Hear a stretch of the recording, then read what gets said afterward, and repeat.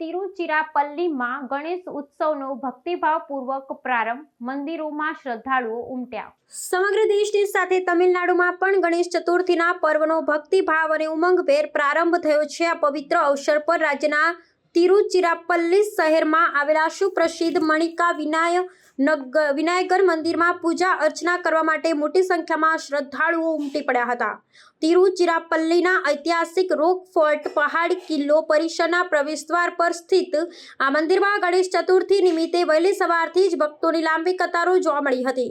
શ્રદ્ધાળુઓએ ભગવાન ગણેશની વિધિવત પૂજા કરી તેમના આશીર્વાદ મેળવ્યા હતા. મંદિરનું વાતાવરણ ગણપતિના જયઘોષથી ગુંજી ઉઠ્યું હતું, જેણે ઉત્સવના માહોલને વધુ ભક્તિમય બનાવ્યો હતો. મણિકા વિનાયગર મંદિરમાં જોવા મળેલો આ ઉત્સાહ એ સમગ્ર તમિલનાડુ અને દક્ષિણ ભારતમાં ગણેશ ચતુર્થીના ઊંડા સાંસ્કૃતિક મહત્વને દર્શાવે છે. આગામી 10 દિવસ સુધી ચાલનારા આ પર્વ દરમિયાન રાજ્યના અનેક ગણેશ મંદિરો અને સાર્વજનિક પંડાલોમાં પણ ભક્તોની ભીડ અને વિવિધ ધાર્મિક કાર્યક્રમનું આયોજન જોવા મળશે.